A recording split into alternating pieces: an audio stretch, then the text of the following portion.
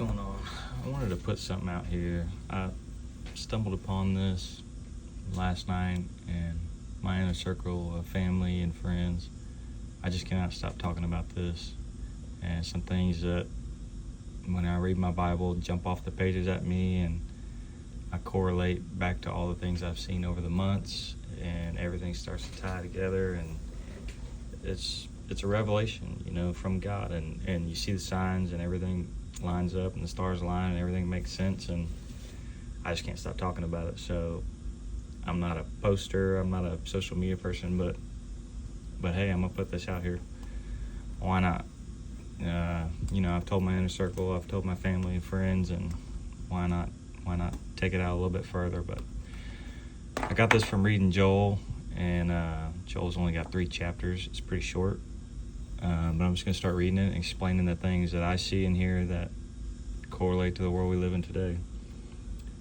This is Joel 1, King James Version. It says, "In the word of the Lord that came to Joel, the son of Penuel. Hear this, ye old men, and give ear, all ye inhabitants of the land. Hath this been in your days, or even in the days of your fathers?" He's just saying, the world we live in, has it ever been like this before? No, it hasn't.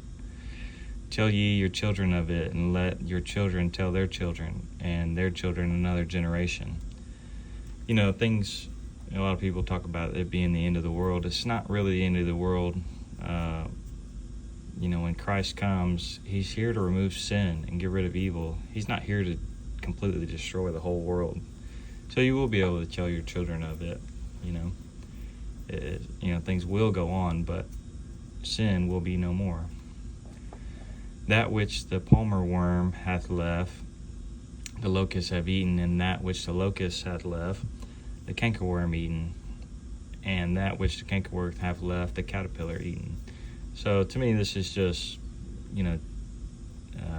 civilizations and empires, swallowing up other empires and swallowing up the next empire, and things starting and ending for generations upon generations.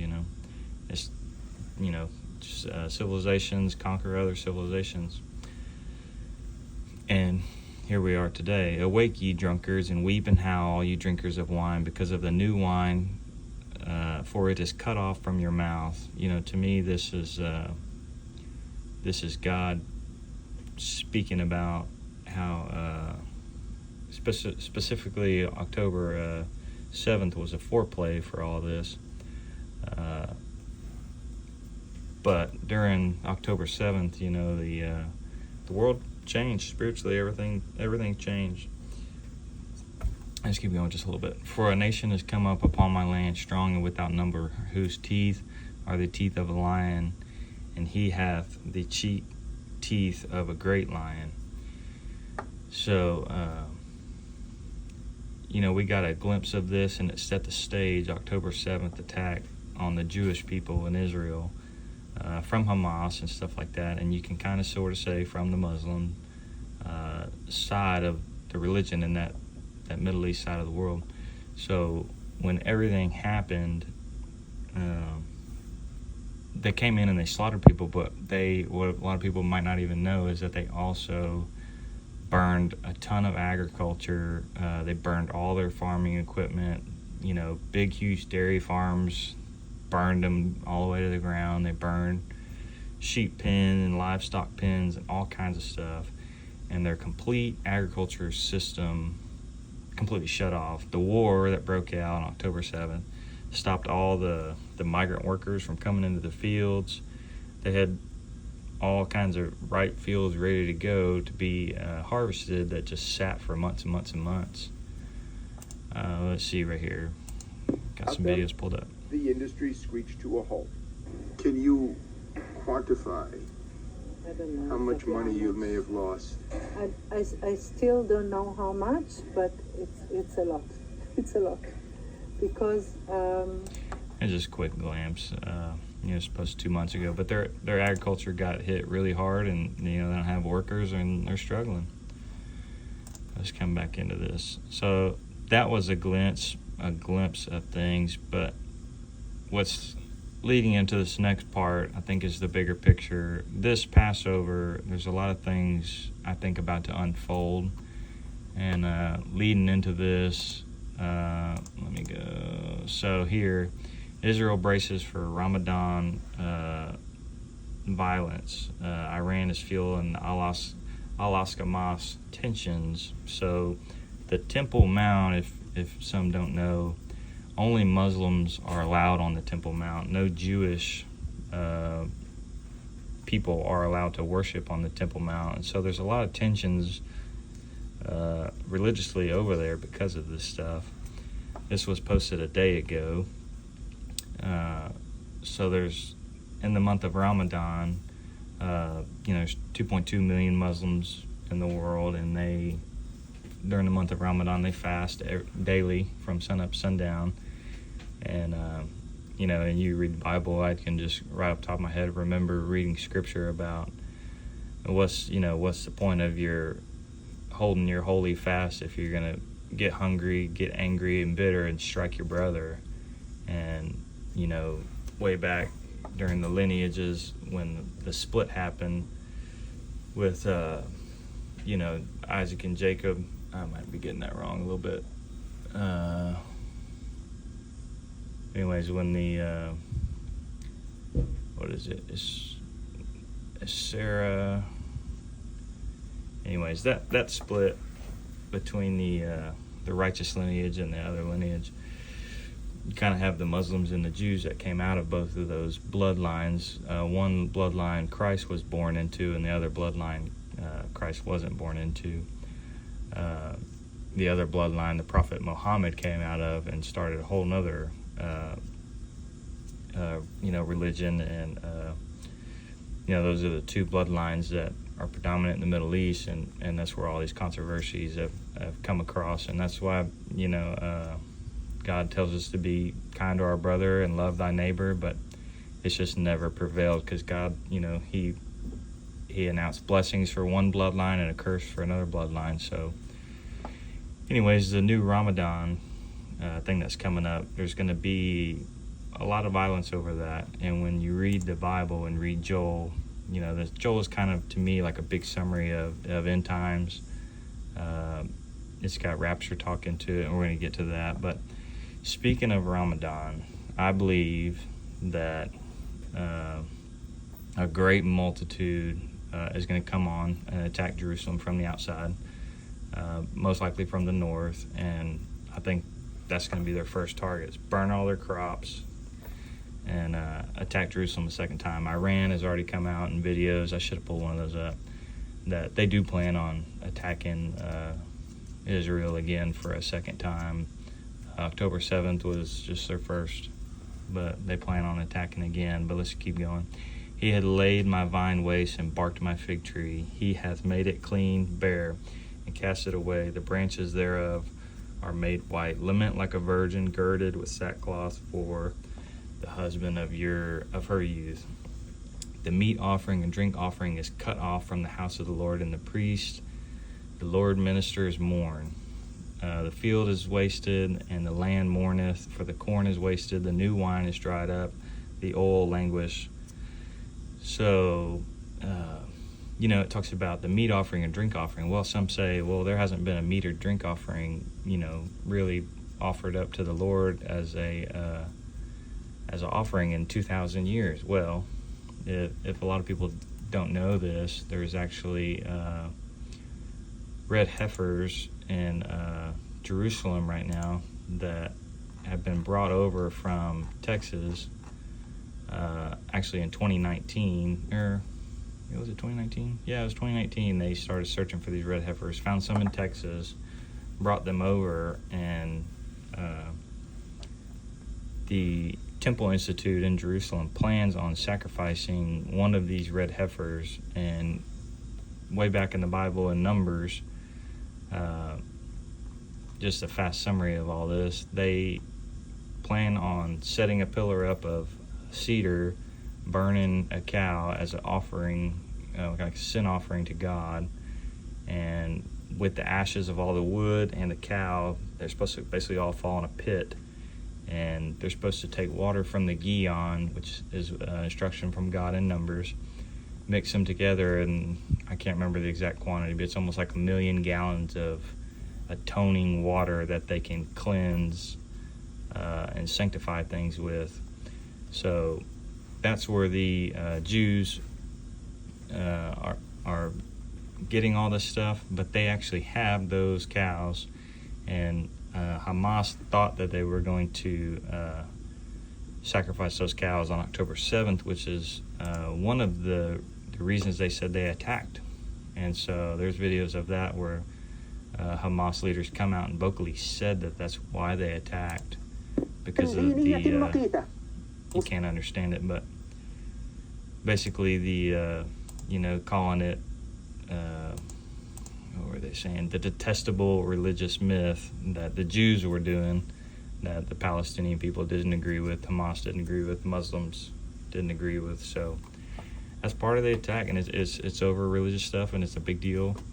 And anyway, so when you look at the role that these cows are playing between Israel and Hamas, this is a guy interviewing a Muslim guy, and he's talking about it, and you can tell how big of a deal it is over there.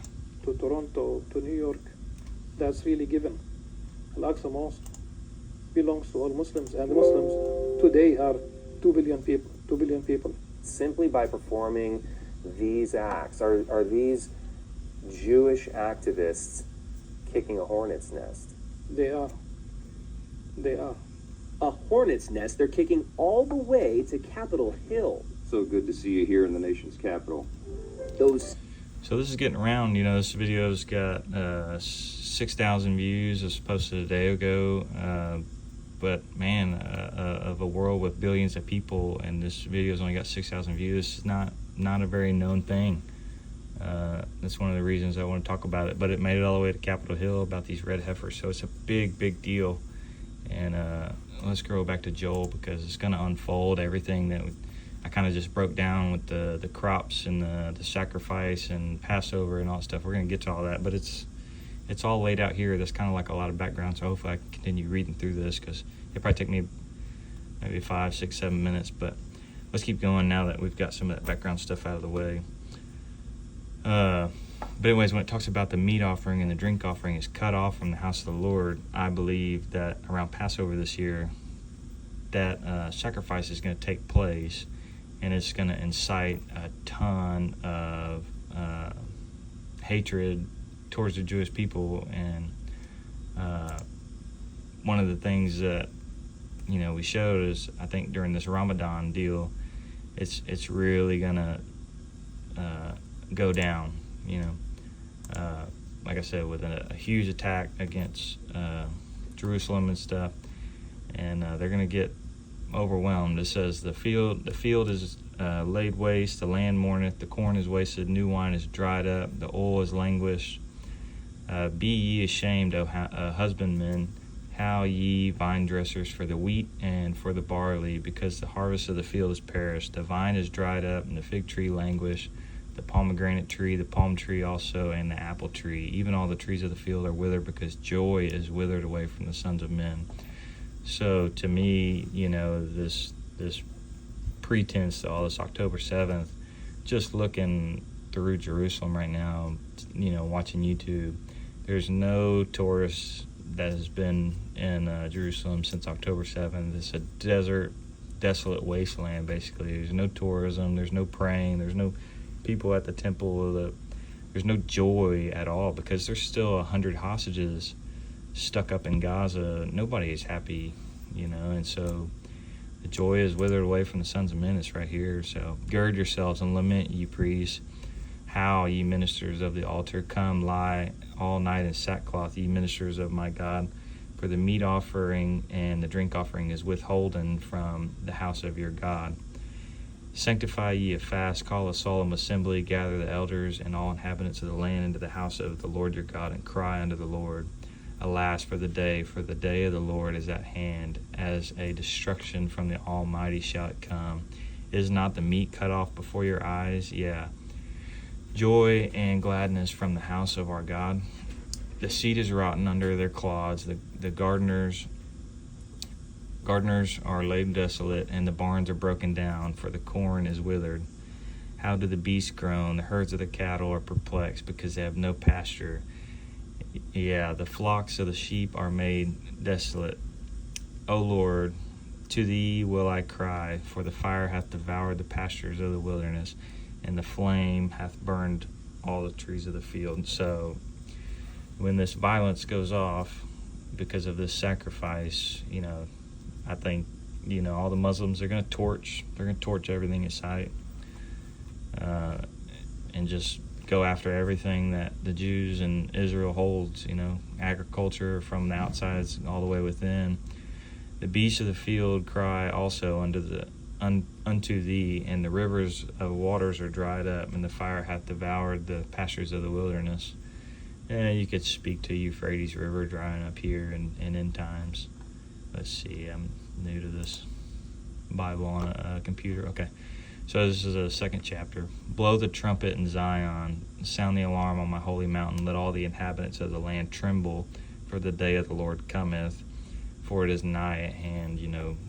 Trumpet, everybody knows what the trumpet is when the trumpet gets sounded.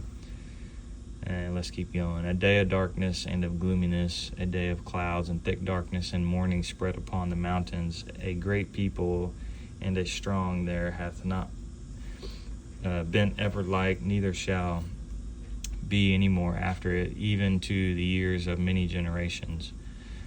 So here it's basically a heavenly army that God's sending down, and he's going before them with a great shout, and you'll see that in here.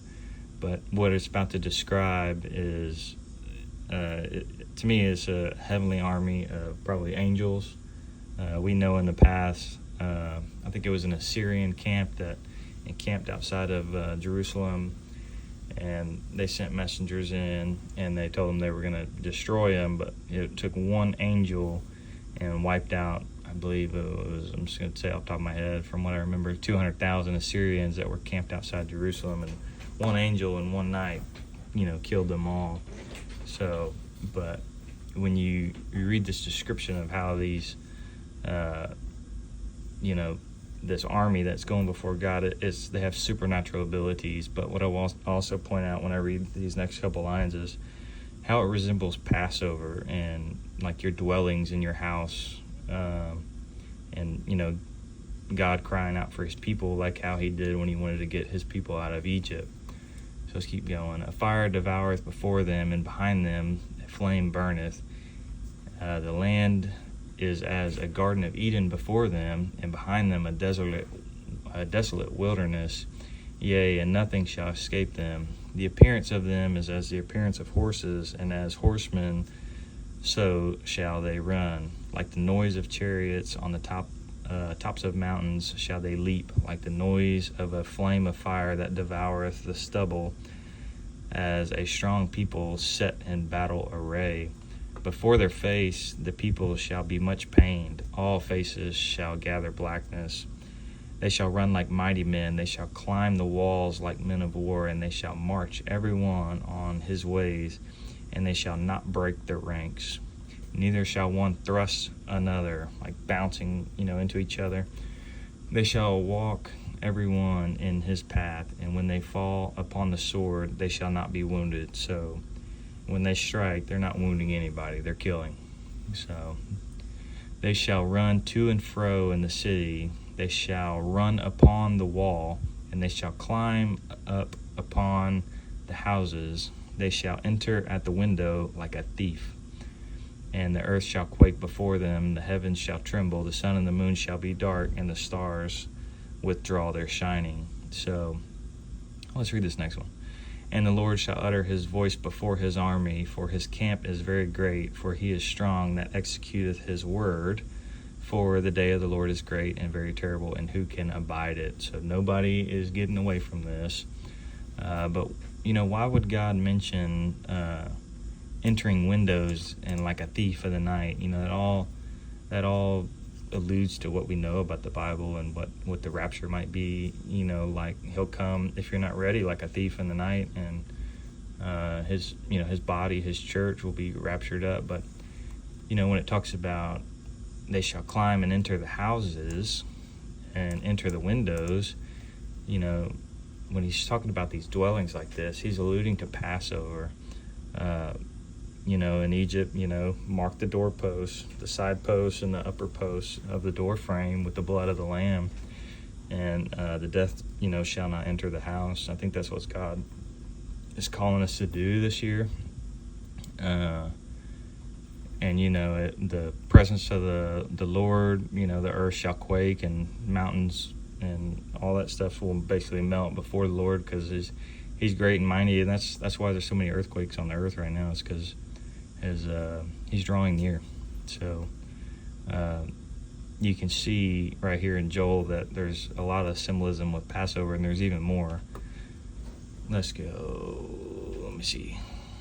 Yeah. So therefore also now saith the Lord, turn ye even to me with all your heart, and with fasting, and with weeping and mourning, and rend your heart and not your garments, and turn unto the Lord your God, for he is gracious and merciful, slow to anger, and of great kindness, and repenteth him of the evil. For knoweth if he will return and repent and leave a blessing behind him, even a meat offering and a drink offering unto the Lord your God. Blow the trumpet in Zion, sanctify a fast, call a solemn assembly, gather the people, and sanctify the congregation. So, you know, as far as you know, the timeline of all these things, we don't exactly know when the sun and moon go dark. You know, how long is that going to take, or how long is it going to take for this army to go through the land? We don't know. And how long is it going to take for the gathering of the people to take place? We don't know. But there's key things in here, like sanctify the congregation. Just like we talked about with these holy cows, those holy cows have to be sacrificed. The ash from the wood and the cow mixed with the water. Sorry, I had to make this two parts. Mixed with the waters of the Gihon is the only way that you're going to be able to sanctify a congregation of people. And so, you know that we're getting close, and the video cut off and stopped recording. I didn't realize it, so I'm just jumping back into where I was last talking. So hopefully I don't repeat a whole bunch of things, but let's continue a little bit with that. So, you know, here when it talks about sanctifying the congregation, that you have to have that red heifer sacrifice to be able to do that. You know, it's instructed from God in Numbers, and that's what the Jews believe, and that's a whole nother story. You know, obviously the Jews don't believe the Messiah has ever been here, and they believe strictly in the Torah, not the New Testament. So, and you know, they also believe that's going to kick off the Messiah coming for the first time for them. But you know, as Christians, we know he's coming again, and this is a whole different situation for Christians and Jews. We see things differently, but just the fact that during this day of the Lord, sanctifying the congregation, and these Passover, you know, hints in here, and the role of these cows, you know, it can all really only happen this way, you know, and it's a revelation, and it's something that we can see now that we're really a month away. We can kind of see how these things might unfold. So sanctify the congregation, assemble the elders, gather the children, those that suck the breast, and let the bridegroom go forth of his chamber, and let the bride out of her closet. Jeez, blow the trumpet in Zion, let the bridegroom go forth. What is this talking about? It's talking about Jesus, you know, coming to get his church. He's the bridegroom, and we're the bride getting let out of the closet. So, you know, this is rapture right here. You know, this is God's people being taken out for him to administer judgment, 7-year tribulation kicking off. Let's see. So let the priests and the ministers of the Lord weep between the porch and the altar, and let them say, spare thy people, O Lord, and give not thine heritage to reproach, that the heathen should rule over them. So obviously, you know, people in Jerusalem are crying out that they don't get overtaken, you know, by the heathen, by all the people of Iran, all the forces joining against them. Turkey, Iran, Russia, they're all, you know, uniting. Wherefore should they say among the people, where is their God? Geez, have we heard that a whole bunch, you know? And then the Lord will be jealous for his land and pity his people, Yea, the Lord will answer and say unto his people, Behold, I will send you corn and wine and oil, and ye shall be satisfied therewith, and I will no more make you a reproach among the heathen. You know, when you read this stuff, and what I've been seeing, you know, for the last couple months in the United Nations, and after this October 7th event, the World Economic Forum, all these people talking in high places, you know, Jerusalem and Israel, and the IDF and the army, they are a huge reproach among the entire world. Everybody hates them. That's why, you know, you see all these Go Palestine thing and, you know, all this stuff. It's evil force, good versus evil, but, you know, in the grand scheme of things, they are a reproach among the heathen, you know. Israel is. And so Lord said, no more will you be a reproach among the heathen. So he's going to come out justly and put them on top. But it says, but I will remove far from you the northern army, and I will drive him into the land barren and desolate, with his face towards the east sea, and his hinder part towards the utmost sea. And his stink shall come up, and his ill Savior shall come up, because he hath done great things. So, you know, we know there's going to be another attack from the northern front. The IDF has cleared pretty much most of Gaza on the southern side of Israel, and the next attack's going to come from the north, and God said he's going to lay them waste. It's going to be desolate, and the stink shall come up. So fear not, O land, and be glad and rejoice, for the Lord will do great things. So he's coming here to rid sin and save his people.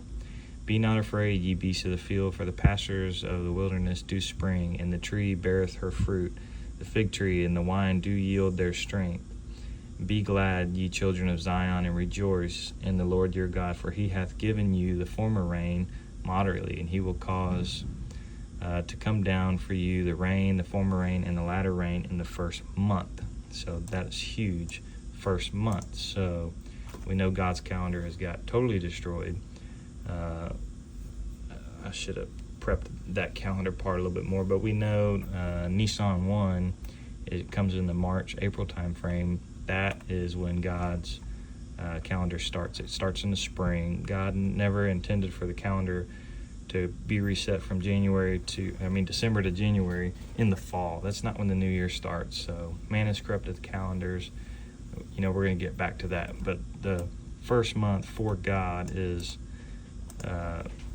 in the spring. So, and the first festival is all based off the wheat and barley harvest. And it says, and the floors shall be full of wheat, and the vat shall overflow with wine and oil. So when God returns and saves his people from this attack, everything that, you know, this maybe violence coming from Ramadan and Muslims and people that think the red heifer sacrifice is detestable, God's going to restore abundantly everything that gets destroyed.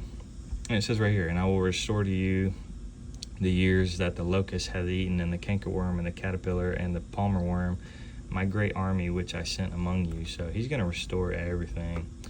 And ye shall eat in plenty and be satisfied, and praise the name of the Lord your God, that hath dwelt wondrously with you. And my people shall never be ashamed. And ye shall know that I am in the midst of Israel, and that I am the Lord your God, and none else, and my people shall never be ashamed. And it shall come to pass afterward that I will pour out my spirit upon all flesh, and your sons and daughters shall prophesy, your old men shall dream dreams, young men shall see visions. You know, like I said, a lot of this, you know,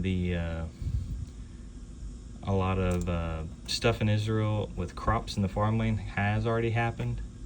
And so I think when he's talking about here, it's in this intermittent stage between October 7th and Passover, when, you know, he'll pour out his spirit upon the whole land, you know, and people will see visions. I've seen hundreds of videos of men in Gaza, Hamas people, giving their life to Jesus, because 200 of them in one night had a dream of Jesus, and they're seeing dreams and they're having visions, and he's pouring out his spirit. It's basically right here in verse 29. And also upon the servants and upon the handmaids in those days I will pour out my spirit, and I will show wonders in the heavens and in the earth, blood and fire and pillars of smoke. Wherever we've seen tons of fire and blood and signs and wonders in the heavens, well, we're about to get in America the great sign of the Great American Eclipse. So, and it says right here, and the sun shall be turned into darkness and the moon into blood before the great and terrible day of the Lord. So these are things that have to happen before he comes. So we're getting the on April 8th, the sun shall be turned into darkness, going across all of America. And it shall come to pass that whoever shall call on the name of the Lord shall be delivered. For in Mount Zion and in Jerusalem shall be deliverance, as the Lord hath said. And in the remnant who call the Lord, for whom the Lord shall call. So, these are just prerequisites for his return. But Passover is around the end of April in Jerusalem this year. And like I said, the sun shall be turned to darkness in America around April 8th. And we've had our fair share of blood moons this year, or last year as well. Let's go to the next chapter, the last one. This one's pretty short.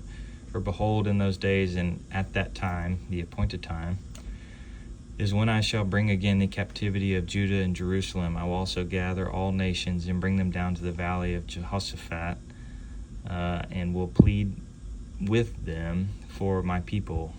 So when you see plead with them for my people, that's another thing that should point to the parallels between Moses being sent to Egypt, pleading with Pharaoh to get his God's people out, the Hebrews, the Israelites, out of Egypt, because they were slaves and bondage. They were in bondage under Pharaoh, yoked by his evil yada yada yada and overrun powers by principalities and governs and wickedness in high places. That's basically what we're dealing with now. So God was pleading for his people. He wanted his people out. He wanted them out of bondage.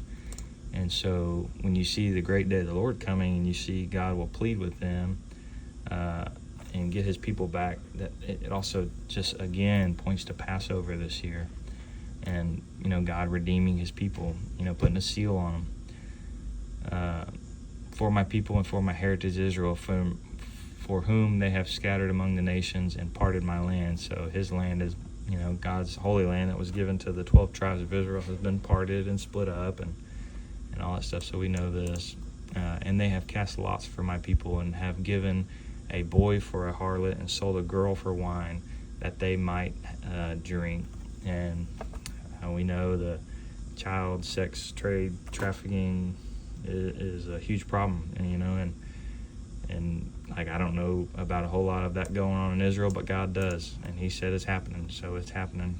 So, and yea, and what have ye done, and yea, what have ye to do with me, O Tyre and Zidon, and all the coast of Palestine? Isn't that in the headlines today? Will ye render me a recompense? And if ye recompense me swiftly and speedily, I will return your recompense upon your own head. Because ye have taken my silver and my gold, and have carried into your temples my goodly pleasant things.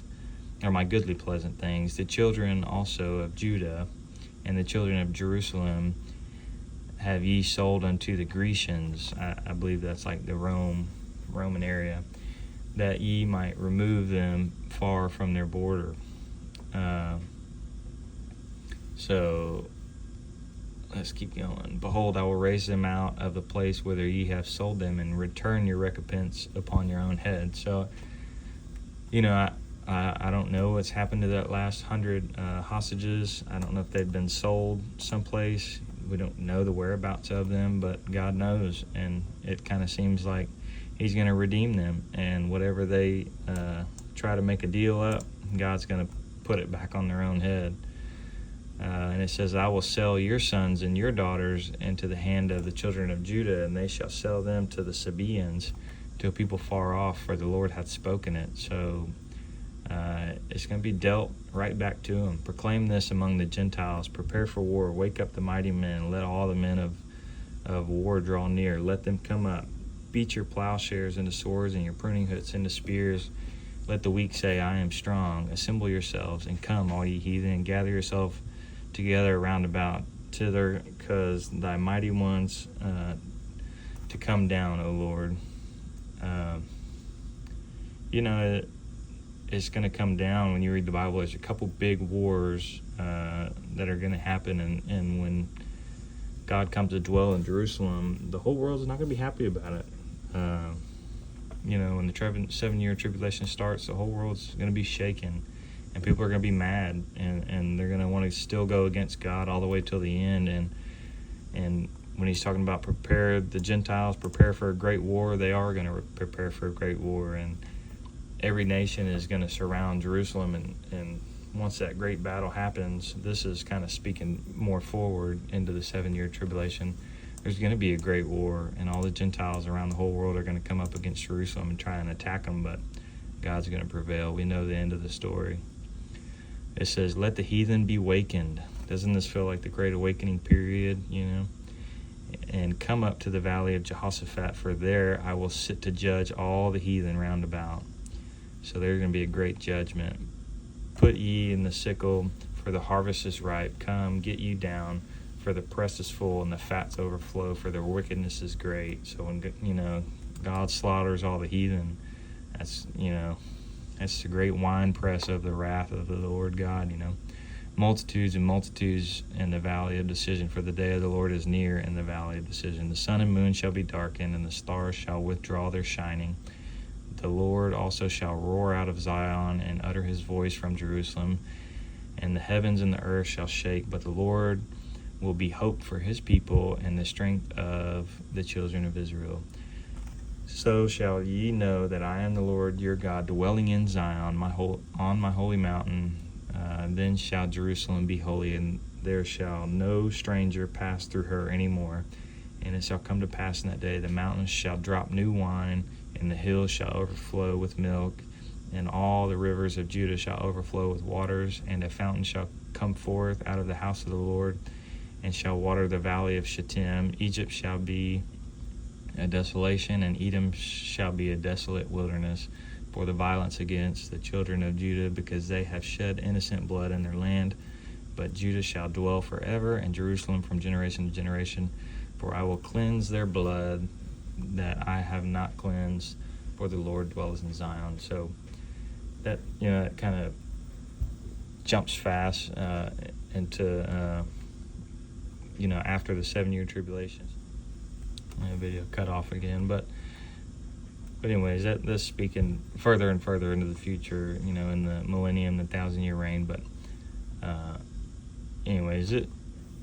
Joel is very insightful. You can see everything unfolding with, it all matches up with Passover this year, all the signs of judgment America is getting with the total solar eclipse that we're getting, with Hamas coming out and saying the red heifer is detestable religious myth. That's why why this violence is happening. It's all over religious stuff, and it's even it's in America too. So there's tons of Jews in America, and God's going to get his people back.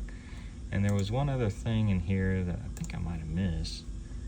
It talked about the gold and the silver, and I wanted to actually mention something about that.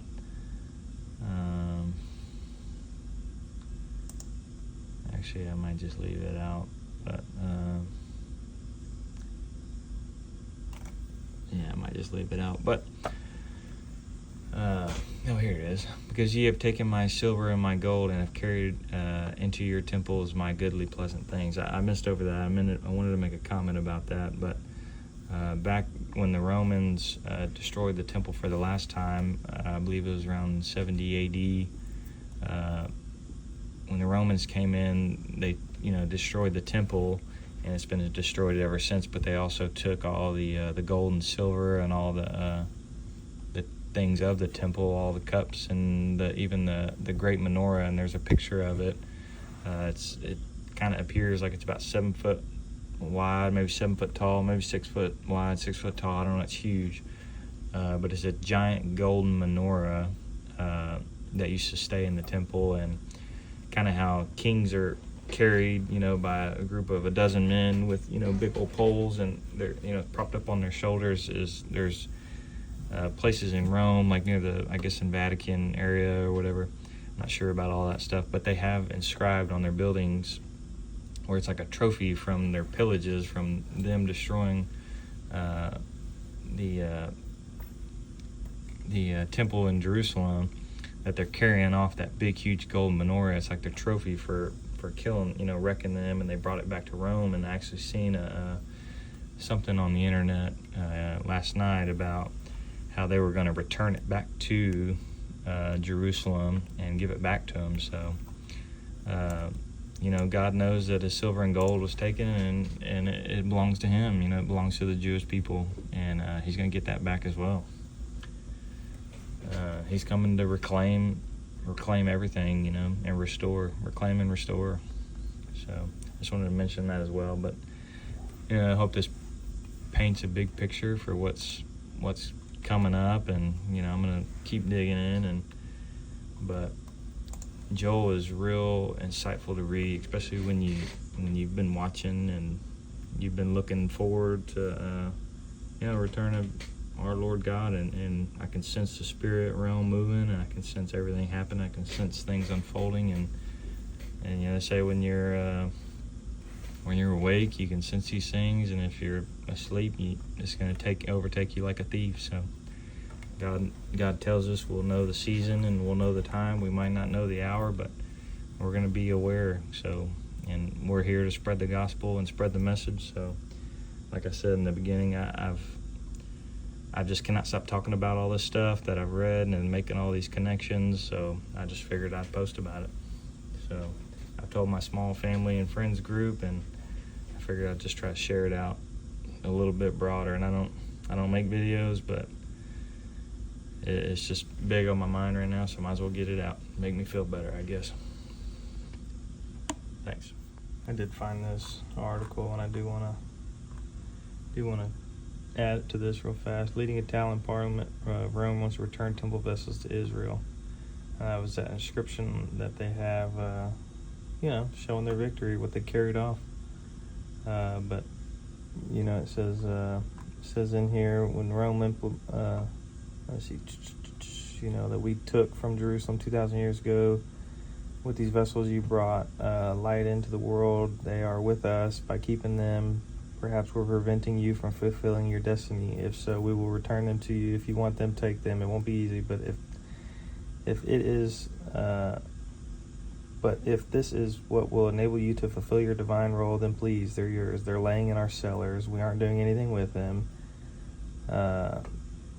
This admission comes after over 100 years of denial by the Vatican that it possessed the temple implements. So they're there in the Vatican, and this was posted on October 23rd of 2023. So this kind of went under the radar, but it's coming back to the temple in Jerusalem, and the Jewish people are going to use this to fulfill their roles of rebuilding the third temple and kicking off the Messiah's return, and everything. It's all the groundwork is laid, the foundation is laid.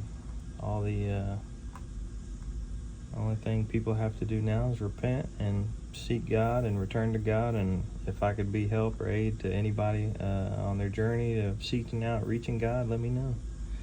I'm here for that. Thank you.